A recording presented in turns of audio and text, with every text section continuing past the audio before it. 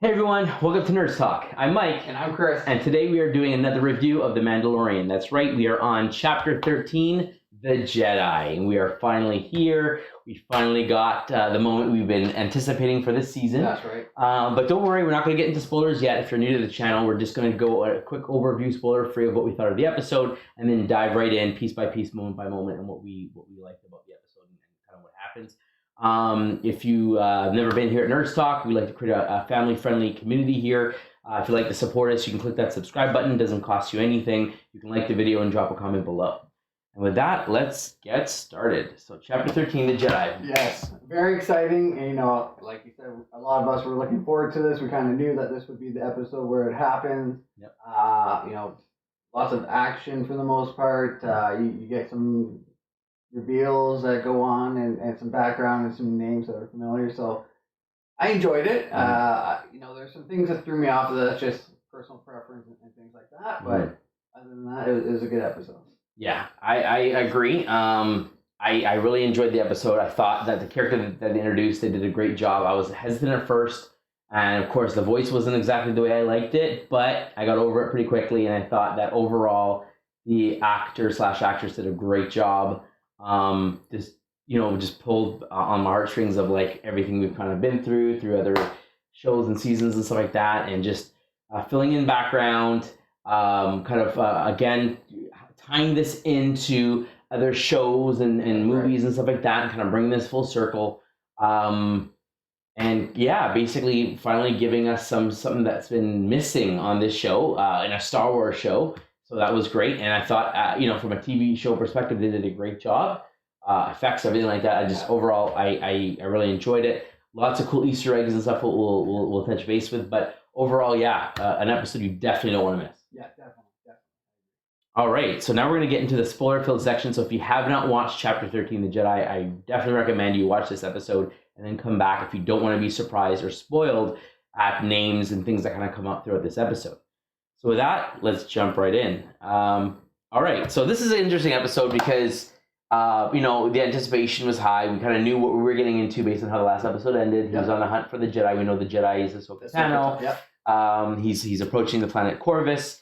And so the episode opens up, and we are on Corvus. We see a giant fortress with some soldiers running out and getting into the woods, and some people, I guess like a leader, a captain, kind of like overlooking the entrance of this fortress and kind of looking out. Yeah. And we see some shooting and stuff like that. And then we cut to the back, and we see two white lightsabers, and we see Ahsoka wearing that cool cloak, the whole Gandalf, that whole wise men kind of look, not the traditional Jedi robes, but something a little bit more sage-like.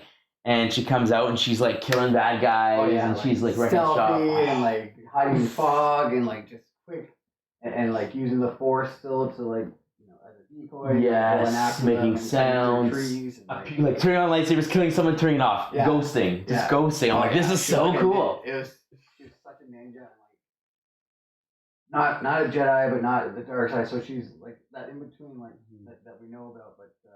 It shows, her later on in her career or stage in life, and what she's doing right now, who she's looking for, which we'll get into later, but why she's doing what she's doing. So that's right. So cool. She's looking for information from some lady who is apparently killing hostages. We don't get her name yet. Ahsoka gives this lady 1 day to surrender and leaves. Basically, I'll give you 1 day to make the decision, because the lady's basically saying, what's this information worth to you? Is it worth 1 life, 5 lives, 10 lives, the whole city? Basically, we find out that this lady and her troops are holding this city captive, and they're executing hostages and torturing them and doing all sorts of horrible things. And Ahsoka's here. Cages and stuff making them stay up. And so Ahsoka's here to not just find information, but I guess liberate the city, because again, she has this moral compass, and while she doesn't believe truly in the Jedi code, she does believe in right and wrong, and she will exact. Do whatever she can, use whatever ability she has been given to do what's right.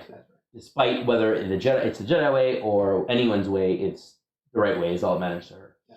So I thought that was really cool. So she gives him a day to surrender, which kind of shows like the whole like, I'm not going to come in and kill everyone. I'm giving you a chance to make the right choice, and kind of backs away. And I was like, okay, that's cool. It's very Ahsoka. That's very like Jedi, kind of that kind of person. Yes. So she kind of disappears into the fog, and the leader kind of looks over at the lady and says, "We'll be ready when she comes back. We'll be ready."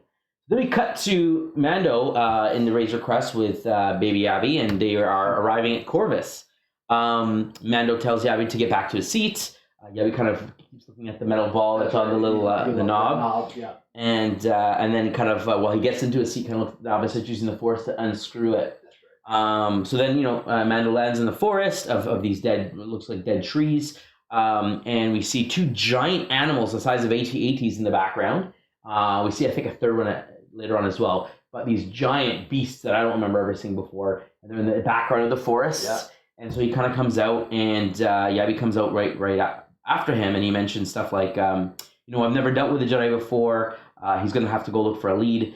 And then, of course, he turns around and sees that Yabby has a little metal ball. Yeah, and that it can't leave. I told you about this before. It can't leave the ship. It has to stay in the ship, yeah. So he puts it in his pocket and grabs the child and basically takes off. So he heads towards the fortress that Ahsoka was attacking the night before. So he's headed towards that fortress, and of course, some guards on the gate kind of let the leader know there's someone approaching. He kind of goes up, and then they have this conversation.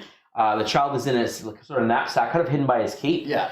And so he's having this conversation, and the male leader makes a comment liking his armor and confirms that he is a hunter, and so then lets him into the city. Yeah. Are you part of the guild? And Mando responds, last time I checked. That's right. So he doesn't answer yes or no, but kind of just leaves him on. That's right. So he is allowed into the city. So Mando starts walking down the street of vendors when he approaches one of them, and that person runs away. And so he then looks down an alley and sees like a man with a couple of kids. Yeah. So he kind of approaches them, and this man tells him not to speak to them.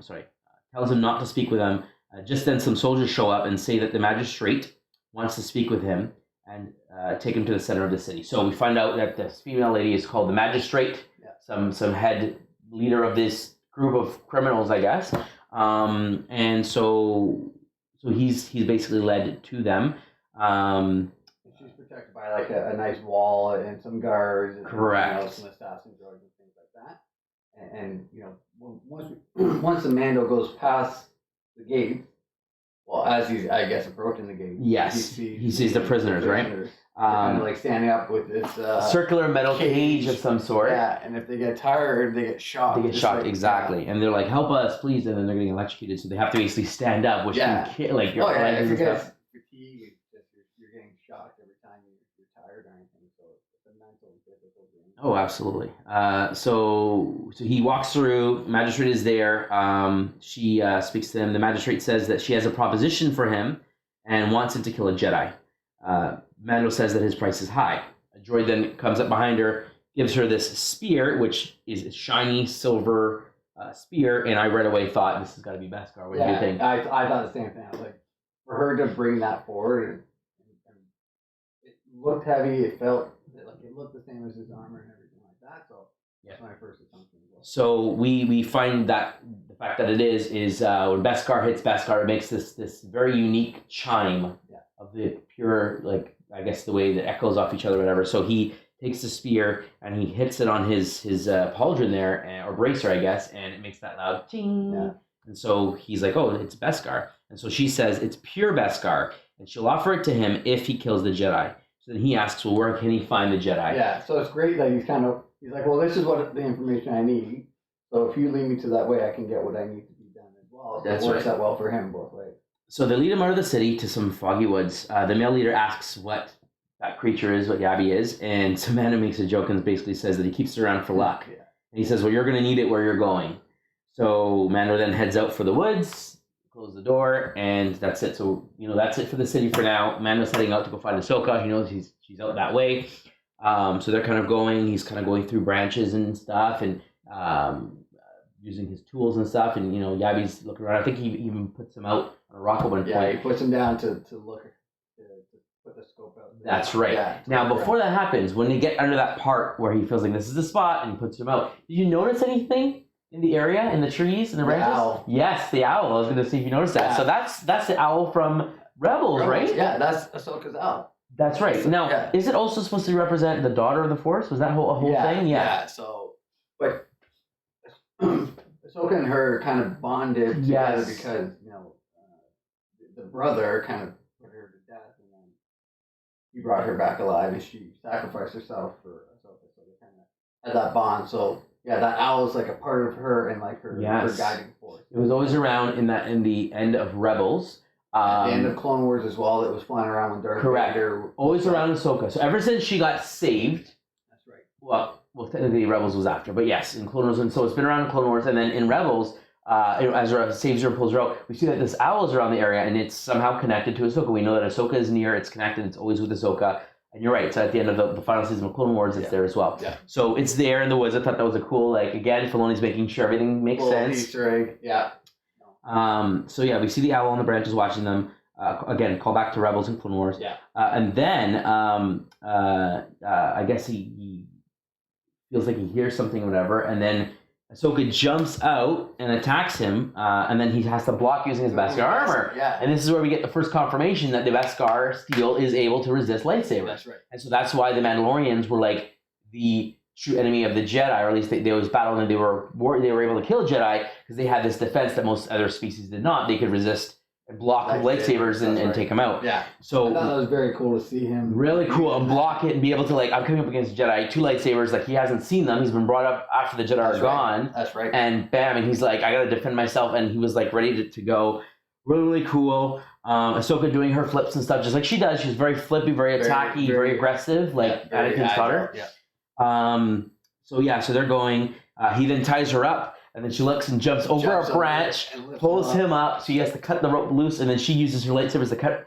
Just such a cool moment. I'm like, this is such a Ahsoka from the T. They did a great job. Rosario Dawson, excellent job portraying the visual look, the acting, just everything is spot on. I thought it was really well done. Yeah. I definitely felt like, yeah, this is Ahsoka, true and true. Like they definitely got it down. Now, I mean, Dave Filoni, I didn't think it'd ever be an issue. That's his baby, right? Like, yeah.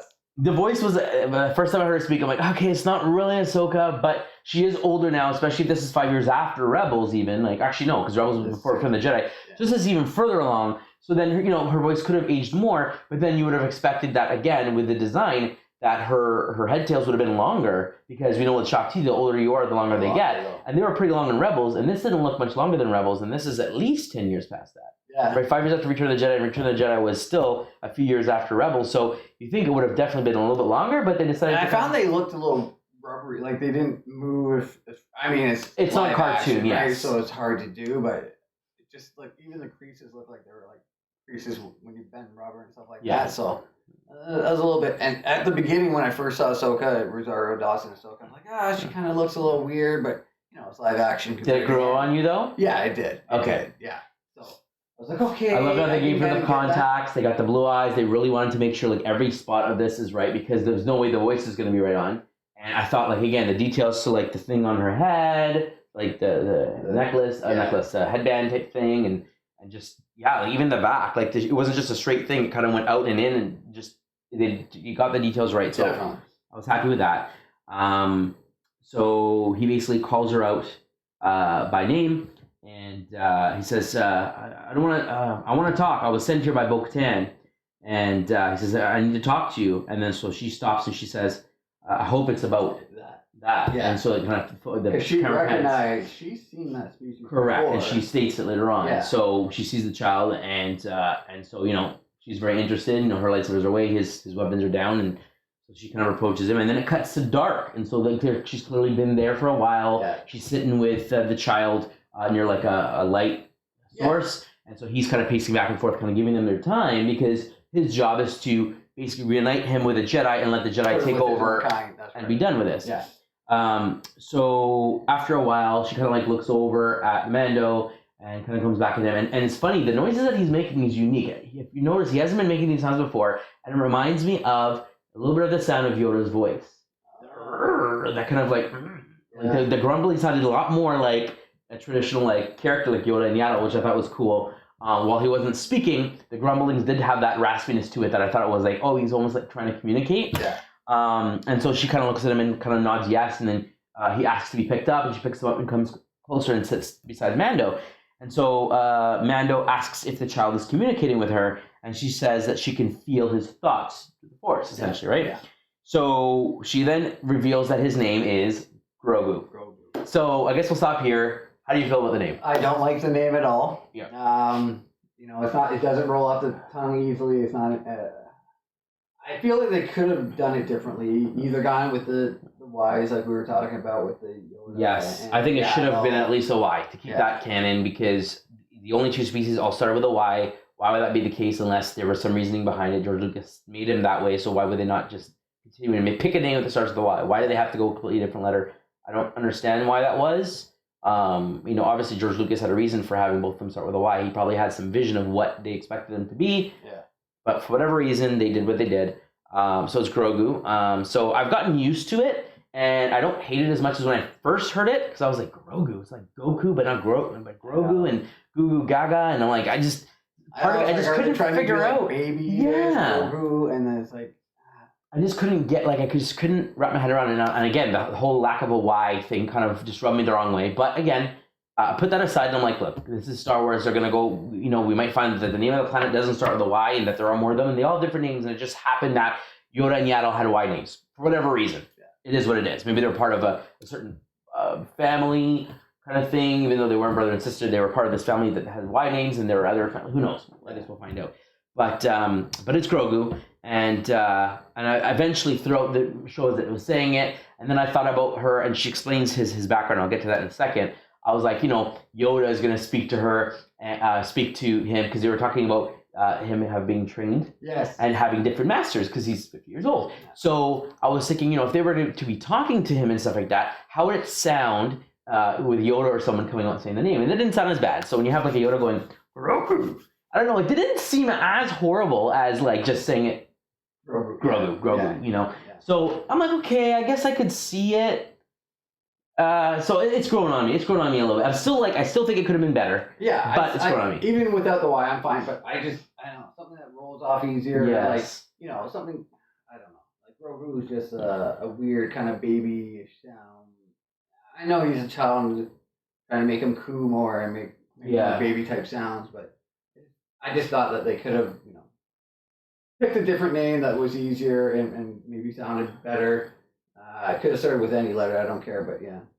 Maybe it's just too new for me still, and I just need to. Yeah, I think it'll eventually just become the norm. Exactly. Now it's funny because when she says like, "Oh, Grogu's been telling me whatever," and so he's like Grogu, and then the child looks like, "Huh?" And then after she explains the story, and then he calls him like Grogu, and then it looks around like, "Oh, you're calling me," and then it smiles like, "You know my name, right?" Yeah. So I thought that was cool, because while he is a baby, he is 50 years old, so he can communicate. He just can't speak English yet. He can't speak. So obviously he has ways to communicate. If they were training him and they were teaching him stuff with the Force and explaining stuff for 50 years and had multiple masters, clearly he was, you know, through the Force, he understands just like stuff. Ahsoka, he were communicating, for sure. Yeah, so we found out, so Grogu is his name. She tells the story of what happened to him, that he was trained in a temple on Coruscant many years ago. Many masters trained him over the years. After the Clone Wars, he was hidden. Yeah. Someone took him from the temple. That's all she says, someone. Yeah. Then his memory becomes dark.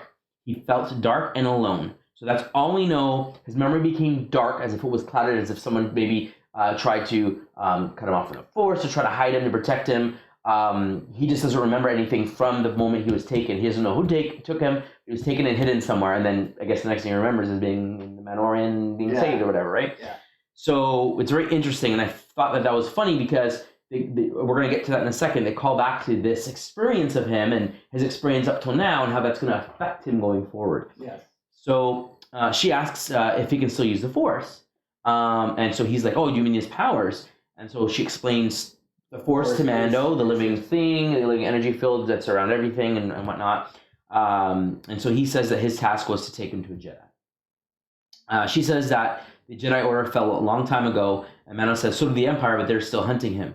So she says that they'll get some sleep and she will test him in the morning. So I thought it was such a Jedi Master thing to do. And she's not, I mean, technically she didn't pass her final test. She got kicked out of it, or she was accepted back and she left. Yeah. So she was technically left as a Padawan.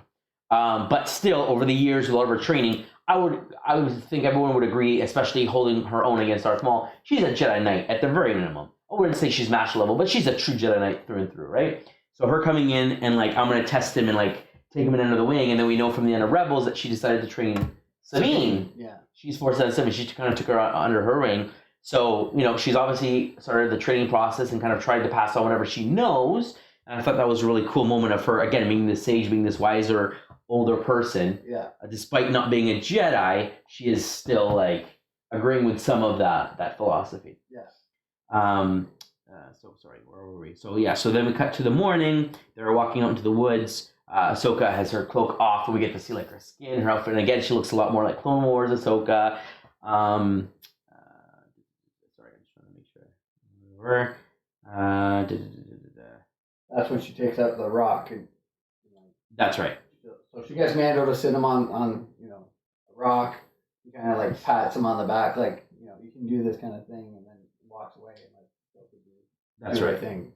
So she wants to see what knowledge is in his mind. Yeah. So how much of the Force he remembers, what's kind of going in there, what his powers are like. And then we've seen that he's Force choked someone, so he's tapped to the dark side via anger or fear, or whatever.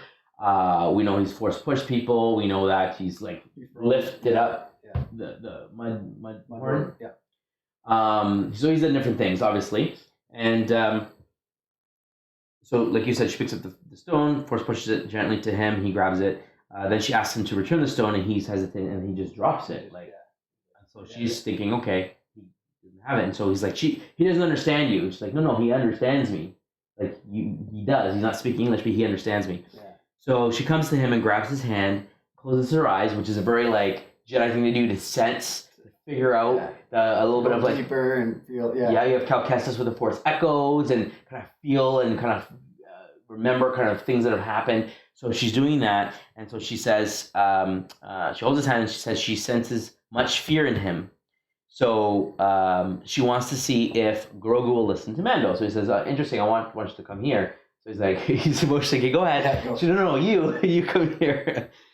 So he keeps mentioning that like he's stubborn and whatever. Yeah. So he comes over. Because she goes, I want to see if he'll listen to you. And he's like, that'll be first. Yeah, that'll be first. So she says, pick up a stone, whatever. So he picks up a stone, and he says he's too stubborn, and she asks Mando to try to connect with him. So he obviously doesn't grab the stone. So he grabs the metal ball in his pocket, and instantly, Grogu picks up. Yeah. He also goes, okay, kid, grab this. And she goes, it's Grogu. Like, everyone is watching the show, it's Grogu. You can't say the child, you can't see Yavi anymore, it's Grogu. Marketing can be changed, all the names, that's all it. The stuff. Yeah. So he's like, okay, Grogu, like, if you want this, come get it. So he, like, Force pulls it. He just yanks it. Like, this kid's strong. He's got the power. And so she says that he's formed a strong attachment to you, and she can't train him. His attachment to Mando draws into his fear and anger. She says she saw what attachment can do to a fully trained Jedi Knight, referencing Anakin. Yeah. She says she will not start the child down that path. So Mando tells Ahsoka, he will help her with the problem if she. Well, this is before she starts to walk away, and he says, "I will send her to kill you, or they sent me here to kill you." And so she stops and kind of looks at him like, "What?" And so he's like, "But I didn't agree to anything." And then he says, "I will help you, like get you out in the city. Problem. Yep, if you promise to fully train Grogu." Yeah. So then they start discussing a plan or whatever, and they're walking in the woods, and it's getting darker. He's telling her how many guards they have, what type, what the city. Yes. Are like. So this is another big, awesome little Easter egg here. So he talks about having a bunch of soldiers in the inner courtyard and whatnot. Then he talks about having 2 HK-87 assassin droids, and this is a callback to the Old Republic with HK-47. This is 40 numbers later, but essentially they are like lethal Jedi killing machines. Yeah. They hate humans. They hate humans. HK-47 was a classic one in the Old Republic video game. He was in Old Republic 1 and 2. Or sorry, Knights of the Old Republic 1 and 2. Great character. And this is like, again, an evolution of it. Just like we had the IG-88, we had the IG-11, a different version of that bounty hunter droid. So HK-87, and so they can kill Jedis, and we get to see them in action in this episode, which is pretty cool. So he talks about that. He specifically says HK-87, again, a callback to us, for those who are aware of that. And then we find out that he talks about the magistrate, and so Ahsoka then shares information saying that her name is Morgan Elspa. She's the magistrate. Ahsoka talks about her destroying worlds. They talk about the prisoners, and Ahsoka says that we have to find a way to free them. So when she talks about the history of her destroying worlds, I didn't get this. I watched it twice. Did she specifically say they were part of the Empire, or just during the Empire reign she did stuff? Like, is she part of Crime Syndicate, or is she part of the Empire? I don't believe she is, because I guess her whole species and world was destroyed, and that anger, allowed her to get all these people to follow. So she's her. like a criminal organization. Yeah, She's her own thing. Yeah. That's what I thought. I thought so. I just wasn't entirely sure. I watched it twice. I'm like, I don't remember saying Empire, but she did talk about during the Empire's reign, during this time, she was doing stuff. Yeah. So I was like, is she part of the Empire? I don't think so. And then the way she looks and everything clearly has nothing that's connected visually, but that was interesting. So I thought that was cool. Where are we here? Yeah, and then I said, okay, call back to the Republic. Mando said, Mando says that a Jedi and a Mandalorian, they'll never see it coming. A Jedi and a Mandalorian work together, they'll never see it coming. Yeah. So then it cuts to nighttime. We're back at the fortress. The guards sound the alarm, and obviously, because they see Ahsoka approaching, That's right. and she just force jumps over the wall. Like, nothing that they have could stop her. No. The fact that they gave them a day was her being lenient, because she could have just destroyed them. So she just force leaps at the wall, just cuts guys left and right. One guy's like, oh, like scared, like, let me go. He takes off. Another guy kind of gets jumped. Ahsoka turns, cuts him and the bell in half. That's just right. So cool. Yeah. Great awesome fight scenes with her. I thought they did a really good job. Like all the action scenes with Ahsoka were top notch. You know, turning lightsabers on, darkness, like cloaking, like all over her speed. Like, oh, it's just fantastic. She still has her white sables from Rebels. That's right. It's not the blue ones from Clone Wars. We know that she left one and Vader had it, right? So this is the white one she had from Rebels, and the design, everything from the design and everything, it's right down to a T. The diamonds on the hills is great job. Yeah. So then it shows her appearing down at the end of the street, very like Western, what do you call it? Standoff. Yep. And so she's there, and so she's slowly walking towards the magistrate, the leader, the captain, the assassin droids, and some of the guards and stuff. They're there, kind of waiting for her at the end where the prisoners are. So she starts walking towards them. She tosses Din Djarin's pauldron at their feet and says that your bounty hunter failed. Yeah. And so the magistrate says for them to kill her, and so they start shooting. And so, of course, she opens up her lightsaber, jumps on the roof, starts deflecting, and kind of runs away. Yeah. And so a bunch of guards kind of head off after them.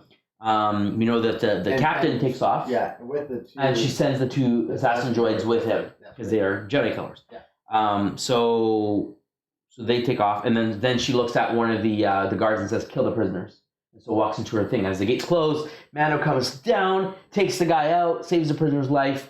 The man that they talked to in the alley at the beginning is, I don't know if he was going to come out to try and stop the two guards from killing the that's right. And so Mando was there, and he's kind of like, you're safe. And so they kind of go and free the prisoners and do their thing. And I was wondering, did you get that kind of like leader, elderly vibe of this guy? Like he was some sort of importance? Because like, again, at the very end, we will see him kind of like, him with Ahsoka kind of almost like he's like the leader, the head of the town. They made him like they gave him the clothes. Yeah, so did they just choose, or do you think he always was? I think he used to be, and then he got kicked out and put into like a little hut and stuff like that.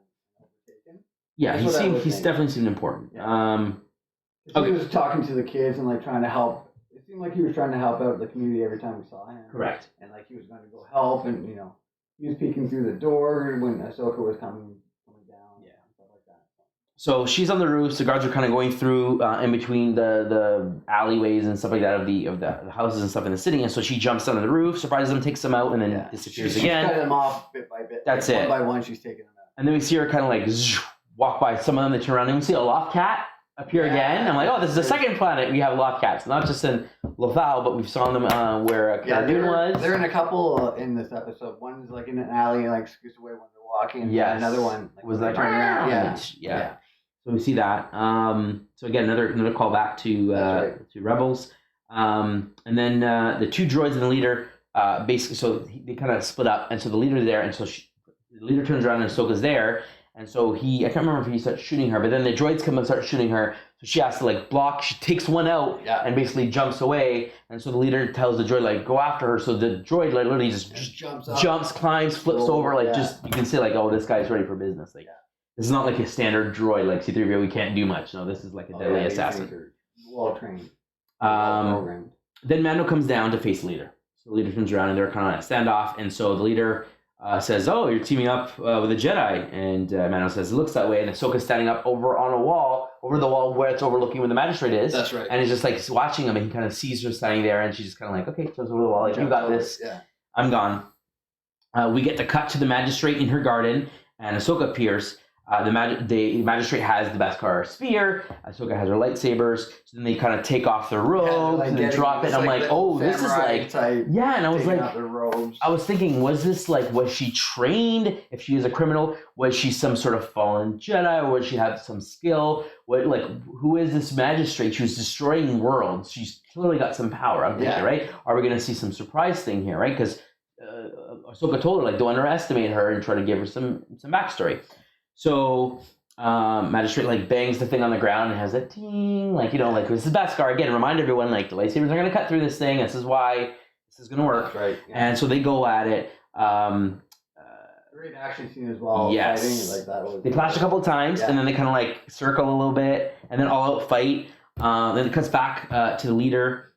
He says he has no quarrel with Mandalorian. Mando says that's far enough as he keeps approaching, as the leader keeps coming. So you're talking about, maybe my side will win, maybe your side will win. You don't know. That's right. And then he's like, it's not worth something's worth dying for. Exactly. Not one. And so they're listening, and Mando's listening to the clashing and the clanging, and we cut back, and Ahsoka basically, as they're fighting, loses one lightsaber, right, and then is able to, with her free hand after, help grab the spear. But and I love how she changed her grip to her. Yes, her classic. And that the magistrate was a little worried when she did that. She started falling back. You're I'm not used to this or whatever it was. Different type of fighting style. And so she loses her lightsaber, but then disarms the magistrate's spear with the other. So magistrate is completely unarmed. Yeah, she has the lightsaber up against her, and this is an amazing part. Amazing. So at this point, it cuts back. The leader says, he says, okay, it looks like you won because the spear stopped making noises. So he lays down his gun. He's looking at Mando and looking at his hand, and Mando's hand is near his gun. And so the leader puts down a gun. Mando drops his hand a little bit, and so the leader smiles and says, okay, this is my chance. He pulls out his gun, but Mando's too quick and just from the hip, bang, kills him. I'm this is so Western, so bounty hunter. This is what you expect, right? Yeah. Instant kill, Greedo, Han, who shot first. Such a cool moment. Another callback to that whole, gunslinging. Yeah, that's right. Definitely. So they did that. So he's dead, and then of course the leader, the man, comes out with some people, and they're all cheering, and Mando's back is turned to them, and then the leader sees the HK-87 droid. Amy says, look out! Yeah. And Mando just turns around and one shot right to the head. Shot. Yeah. Bang. Out. Takes him out. So then it cuts back to Ahsoka. Ahsoka asks the magistrate where her master is. Where is Grand Admiral Thrawn? I was what? Yes. There's no way you're bringing Thrawn into this too. I knew that, we know that it's been confirmed there's a live action Thrawn and Ezra show, a spinoff from Rebels, but I did not expect her to drop his name. This leaves it open that he could appear in the show. Yeah, but I think what they're doing is they're introducing people to make their own. Which is cool because everyone's clued in, and then boom, boom, boom, boom. An intro. We saw her here, and then boom, they go onto their own show. So I don't know if they're going to do that with Boba Fett. I don't know if they're going to. I would assume Ahsoka's going to be part of the Thrawn Ezra kind of show as well, or also kind of go off on her own, depending on how they go, and do her own show as well. I think they'll split it off. She'll probably be in multiple shows, but yeah. But I think that the way this is going, for sure. I think Thrawn will make an appearance. I think that's the plan, whether it's the final episode. There was an interview with Giancarlo Esposito, is that his name? And they were speaking to him about his role in Moff Gideon, and he was saying even he answers to someone, and he's not the biggest baddest guy you'll see in the show, and so he made hints of there being other big bads, and especially during this time when the Empire is gone, in the expanded universe, Thrawn was a huge threat, and he was in control of a huge fleet that almost completely wiped out the rebels. And so if they're kind of bringing those crumbs now from him being part of the Empire is now gone, he got kicked out to the Outer Rim with Ezra via the hyper whales. The whales, they hyperspeed out of there. So they're in the unknown regions. In the expanded universe, he was out there mapping the unknown regions. That's what he did. He was creating maps, creating hyperdrive routes, and figuring out. So all this uncharted territory now becomes a lot more familiar to him. And of course, him being the kind of person he is probably gaining power and getting understanding and getting smarter. And so finding new people, creatures, technology, exactly. Weapons, all this stuff. And so they could potentially make that amazing Heir to the Empire series a TV show with Thrawn and kind of make that a reality between now and the First Order, which would be phenomenal. For sure. And so we know that Ezra's out there alive. We know that Thrawn is mentioned by name in the show. We knew he was alive. We know that there's a new show coming out. So it'd be cool if he makes an appearance. And there's one other point I was going to make in regard to him that just slipped my mind. But anyway, I thought that was really cool that they dropped the name. He's here. He's the big bad. Could Moff Gideon be reporting to him as well? Like that's what I would assume. That's who he's reporting to. Would make sense. Yeah. So that was really cool. Awesome. Where are we now? Okay, so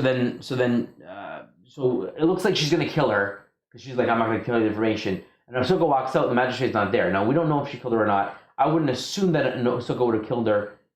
She doesn't seem like that kind of character to just kill someone like that. But she wasn't shown in handcuffs. To the rest of the show, we don't see magistrate anymore. That's right.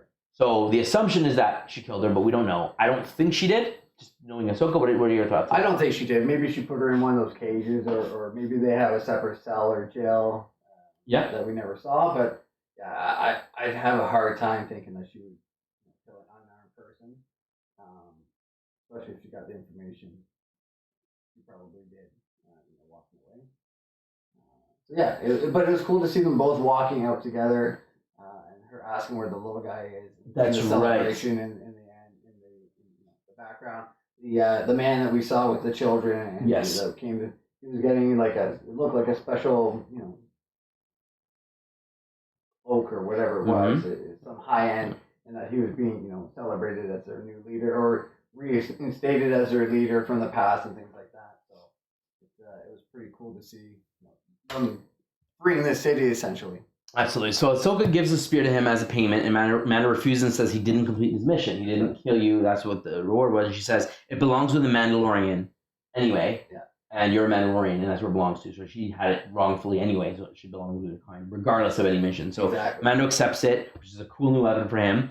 And then she asks about the Grogu, like you said. He says that he's back at the ship. He tells her to wait here, and I will go get him. Bring him back, yeah. So he takes off. And so she turns around with that leader guy and kind of stays in the city. And Mando heads towards the ship. We hear the Mandalorian theme being played with like flutes and other wind instruments, very reminiscent of like Ewoks and like the Gungans at the end of episode 1 of this big celebration, cheering like we freed the city, everyone's in celebration. But it's the Mando theme just redone, and I thought it sounded so cool. Oh yeah, I really like the soundtrack from season 1 and season 2 so far are very enjoyable. I've even listened to it on Spotify just by driving or whatever, because it's just that cool sound. Different, and so it sounds really, really good. Yes, and then we see that the child is sleeping in like this little hammock. He tries to wake him. He says, "Come on, it's time to wake up. It's time to say goodbye." Yeah. And I was like, "Oh no, this hurts! Like, don't say that." And so, and the child is kind of like, "I'm too tired." And so then we see pan out when Mando's holding him, kind of like his last moments with him, like holding him and his jacket back on. And I just thought it was so cool, and I'm like, oh, this is gonna be like heartbreaking. And so as he like, I guess turns to go outside, Ahsoka mentions that he is like a father to him, and so Ahsoka's there outside, and she kind of arrived at the ship, and so she says that she can't train him, and Mando says, you made me a promise, and I held up my end, like you are gonna train him, and so Ahsoka says, okay, go to a planet of Tython. Now we're gonna talk about this in a second. Go to a planet of Tython. There is an old temple there, and if Grogu can make his choice there. Stick him at the top of the temple on this rock or stone at the top. Seeing stone or seeing, That's right. And if he reaches out with the Force at the top, another Jedi may feel him reaching out with the Force. However, there aren't many Jedi left these days. Yeah. And then she says, and then they kind of depart, and Ahsoka stays behind. Yeah. That's the end of the episode. So Tython. This I'm positive was in Rebels. Was that the one where Kanan and thing, wasn't it? Was that the one where they lifted it? I thought it was, because there wasn't that a big pyramid. Wasn't there a stone on top? I'm gonna Google it, but for some reason I'm like, I remember hearing Tython before. I'm pretty sure it was in Rebels. I can't remember if it was from Rebels or if it was from the Fallen Jedi. I don't know if it was on that one, because was there a temple in that one? He goes back to the temple with the ice that was Elam. That wasn't it then. Let me double check. Oh no, it's the Old Republic. Oh, okay. Hold on, let me just get this. It's been a while. Jedi Academy headquarters, Jedi Order Alpha Galactic World TV graphic 4. So another kind of throwback to the Revan and HK-47. Yeah, so this is from the Old Republic. Yeah. That's where I was, because I've played the games and I'm like, I remember Tython. I thought it was in Rebels, but no, this is Old Republic. This is like a different for planet. some reason, video games slipped my mind, but I couldn't remember when I heard it. Yeah, they launched the invasion of Tython in 3638 BBY before the Battle of Yavin. So yeah, this is the Old Republic. So that's awesome. Okay, so they're going back to this old school temple. Yeah.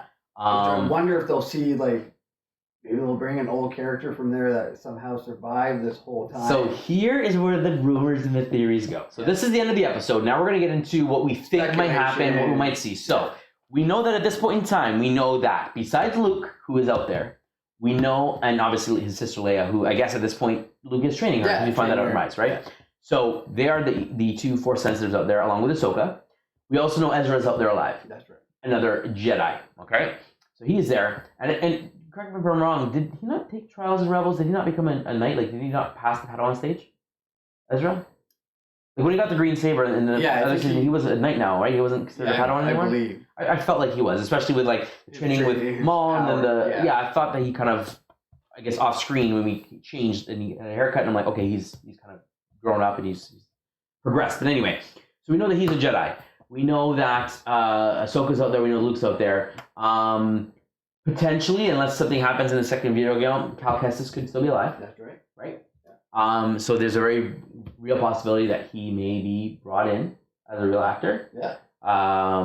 We know that the actor in escapes my mind, Dominic, I can't remember his name now. He expressed like wanting to continue doing the character and stuff like that in any way possible. So he really enjoyed it. He did a great job playing Joker. Like I could see him as doing a live action. Yeah. Do it. Yeah. But here's where the rumors start going crazy. So the speculation is there's been another character who's been wanting to get back in Star Wars and has been more than willing to do it, has asked Disney, like, bring me back, I'm willing to do it in any way, like, is there any way we can do it? Do you remember who that was? I want to say Hayden Christensen, but... No, although there's talks of him, but I mean, he's Vader during this point, so it's not going to be a Jedi, but he's he's passed, This is, oh no, he's dead now, you're right, he's dead now, you're right. He's dead. You're right, so he made Force Ghost. Same with Obi-Wan, Yoda. Yeah, but you know who could still be alive? Mace Windu.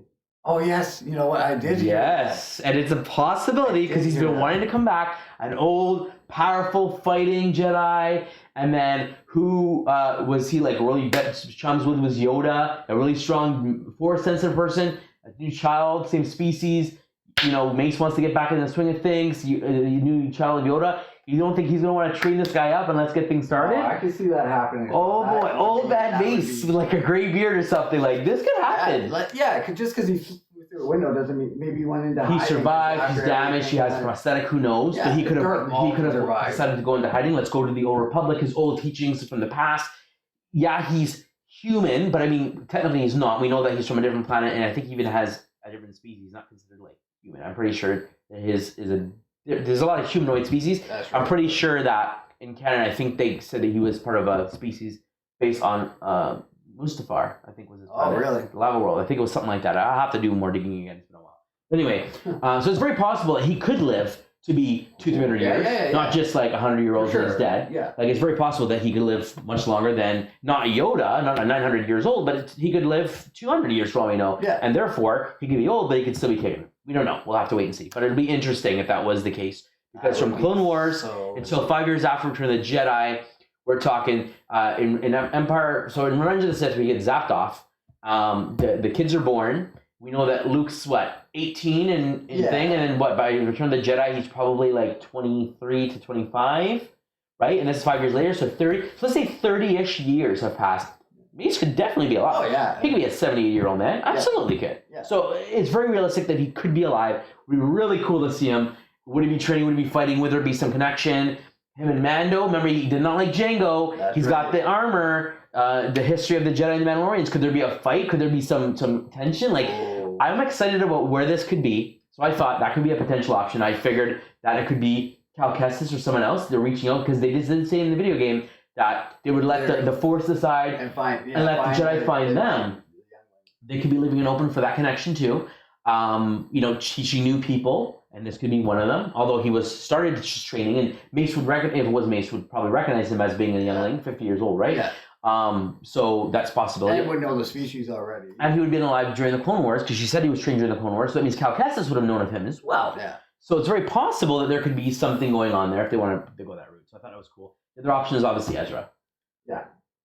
I think Ezra is a far off option because I think they're going to save him with something trying else. to be finding him. Yeah. Yes. So now that's the other thing. So Ahsoka at the end of Rebels, her and Sabine were together. She was training him, and their last thing was, we're going to head off to try to find Thrawn and Ezra. That's right. And then her here is, where's your master? Where's Thrawn? She's clearly still looking for them, and she's not with Sabine anymore. Yeah. So Sabine is out there. She's either fully trained, she's a Padawan, she's a Jedi Knight. We don't know. There's been some time. Yeah. 5 years is a lot of time to kind of go from Padawan to thing, right? So, she could be a Jedi Knight for all we know. But Sabine is another Jedi-like character who's not with Ahsoka right now, who'll be out doing something. Yeah, maybe they're splitting up the search. With, Bo-Katan trying to get Mandalore back. Or, that's true as well. Back, 'cause they said that there's some more over somewhere else. Yes. And that they can use all the help that they can get, but maybe she's over there, trying to lead the charge somewhere else.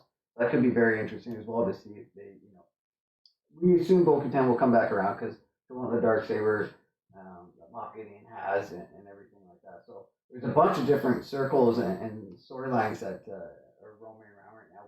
All are exciting. And then the last, most logical one is it could be Luke. Yeah, Luke we could see Luke come. You could hear. There's rumors about a Luke character coming out. To play younger one again. Yeah, and then we also know that he did start training. He worked with Leia. He also started, and then with the Kylo Ren thing, he did start. So it's very possible that he could have reached out and he was part of this, or maybe sensed the fear and says, "Okay, you know what? You go. I'm going to put you on a different path." Yeah. But it would be very plausible that he could have met up with how wild would it be? Because there's rumors that Lucas wants to restart, the last 3 movies, the last trilogy. And, there's rumors that Filoni and Favreau may be involved in that as well. Wouldn't it be wild if Luke is the one that comes to them and oh man, who's so powerful that he's the one that alters the universe and Thailand. We know that with Rebels, which is all canon, and Filoni's part of it, that there is some time shifting element stuff in there, which some people online think is stupid. I thought it was really cool. Yeah, the Force, we know the Force can do pretty much anything. That's always been the case. It's a mysterious Force. There's so much power that no one has ever been able to figure out all the abilities and all the things that the Force can do. So why has there been, some people feel like there's this limit, this ceiling of what the Force is or what it can do. Nobody knows 100% of what the Force is. You've got tidbits of the old trilogy talking about some mysterious energy that have been learning about it. They know a lot about it, but they don't know everything about it. We know the Old Republic had different ideas of what it was and how they used it. We know that the Night Sisters tapped into it via magic. Yeah. We know that there's the midichlorians, which talk about the potential and how attuned you are to the Force and how strong you can wield it. So there's a world there. We know the wills, which we saw in Rogue One, and George Lucas' original thought of the Force, the original introductory of this was the wills, and he could bring more of that back, right? Yeah. We know that the texts are there. We know that the books that the Luke had, that Rey took, there's clearly some more stuff here, and they can dive deep, and Lucas could decide to open this up and blow our minds with what the Force actually is. Yeah, because if they want to restart it, they've been bringing Lucas into a lot of these Mandalorian shoots and getting his feedback and ideas and stuff like that. But if they really want to reboot it, they can make this whole story where Grogu is so powerful that he's just altered the time, and now everything is new going forward, and he can be involved in this is why he wasn't in this realm, but now he's totally wiped out everything and restarted it. So that he could get killed off, which would make everyone really upset or really sad. But again, it would make a great emotional, oh my gosh, no, and then really connect you to what's going on, and it could be used as an awesome plot device. There's so many things that they can do. Yeah, they could find his planet, have more of them, and then have good and dark side. They can have them follow it. There's so many things they can do. Oh yeah, so much things with Palpatine manipulating all this stuff. With him having the ability to manipulate the minds of Rey and Kylo and to make them see things and connect. There's so much the Force can do that we are not aware of. It's just why not? Why not? They can do time travel and all this. It can. It's everything and anything. It's just. I think it's awesome. I really like it. So yeah, the potential's there. I'm really excited. But man, that's the episode. I thought it was an awesome episode as a whole. Definitely. The possibilities are endless. Do you have any prediction or anything else that you wanted to bring up? No, those are all there's so many ways I could go. So those are all my predictions so far on what I think. But I'm intrigued to see if he reaches out and who's going to come and Mando's going to want to be involved still because there's that strong bond. How they're going to make that story work. Are they going to tap into, like, if he gets separated, he's going to be angry, and is he going to use more of the dark side? Is he going to fall? Is there going to be some struggle? Like, there's so much potential with not just the child, but with Mando and where they go with the Force and how they connect things going forward. Like, this show is just great on its own, but the possibilities and how they are making their MCU, the Star Wars MCU essentially, is just like phenomenal. I'm like, bring it on. And then bringing these characters out into movies even. Like, we have a live action Ahsoka, we're going to get a live action Sabine. We know Ezra and Thrawn are coming, and probably Thrawn in this season, potentially. So we know this stuff is happening. We know Boba Fett has something going on. Like, there's so much things that they're kind of weaving into here. They're setting up this strong, steps forward into where they want Star Wars to go, and I'm really excited to see where they go with it. And with George Lucas back and Dave Filoni at the helm, I am absolutely happy. And then if they still do the Rian Johnson thing, if they do time shifts or whatever, or they just say, oh, his is happening over here, and then if they like his idea, they could connect it or not. Just say, oh, he's something that happened in the Outer Rims. It just doesn't connect with us. Yeah, there's some Force sensitives and whatever, and he can do whatever he wants. It doesn't affect what we're doing on this side of the galaxy, because the galaxy is so huge. They don't always have to intersect. That's right. And it's untapped, and people don't know about it. And a lot of things that were canon that aren't canon anymore can be reintroduced or changed. And they have a clean slate pretty much to do whatever they want, which is fantastic. And I like all the little different storylines and different ways that they could go. They can make different even different shows and movies and things. So it's very exciting for Star Wars. Typically, the trilogies are pretty much the same. They follow the same steps every time. So this is their opportunity to, change it all up and start expanding it like it should be. I completely agree. One last parting thought. Do you think that he can bring in some Force Ghosts, some Qui-Gon, some Hayden Christensen? Do you think that he can bring him in to do some other stuff, some training, some connection with people, Ahsoka? Vader's dead. Anakin's back. Could Anakin reach out and speak to Ahsoka? Yeah. Could she struggle with something and him reach out? Or could there... Oh, for sure. Like, I can see... Bring it back, baby. Anakin and Ahsoka, and then, if the Mando... If it is Mace Windu, finding, Grogu and Mando, and they start fighting Mando and Mace Windu, maybe Yoda comes in as a Force Ghost or old Ben, like, something like... be like, listen, this is different, we're following them. Everything's different. Which makes you wonder, though. I mean, in the remade original trilogy, they erased old school Anakin and put Hayden Christensen in, That's right. Which is like he reverted back to when he was a Jedi. Yeah. Now, we saw old Ben as old Ben, but is it possible that we know Alec Guinness is no longer with us? Could they potentially bring Ewan McGregor and have him as Force Ghost? And be like, but then how would they explain? Because this is 5 years later. Yeah. Why did he go from old to young again? That'd be weird. Maybe they can pick depending on who would recognize him the most. Because Luke wouldn't know what young Obi-Wan would look like, because he's only known him as old. So maybe it's depending on who they're dealing with is what they recognize. Because when Yoda appeared in Rise of Skywalker, it still was old, crazy Yoda. It wasn't young Yoda. Yeah. So that could be why. It depends on because if that young Ben Kenobi Force Ghost game, Luke wouldn't really know or recognize him, so it made sense for that. So maybe they could spin it that way, saying young Ben, or they just really age Ewan. He is older. They give him a younger beard. They add some more makeup, wrinkle him up. Yeah, I mean, they can pull it off too. Right? And plus, with the Force Ghost, is kind of bluey, hazy kind of thing, so it's like a little bit of. But man, that would be so cool. I mean, they should have done it in Rise of Skywalker. Yes. They had the supposedly.